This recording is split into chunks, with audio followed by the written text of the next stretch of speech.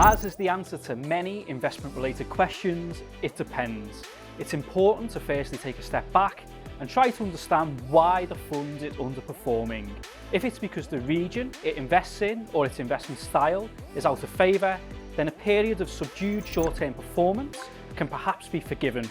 In fact, you may view it as a good time to buy more if you think the prospects for the region it invests in or the types of shares the fund holds will likely improve over time.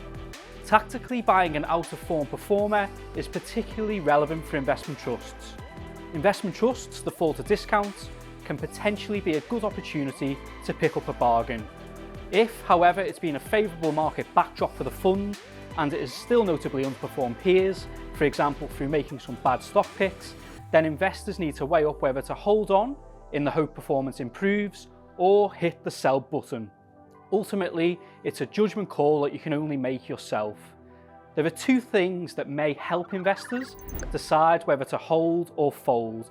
One is to consider why you invested in the fund or investment trust in the first place and whether it is fulfilling the role that you intended. For example, if you bought a fund for a certain level of income and this income is not being delivered, then you may decide to call it a day. Secondly, assess whether a fund manager is sticking to their investment process. If they've changed the way they invest, it may no longer be the same fund it was when you bought it.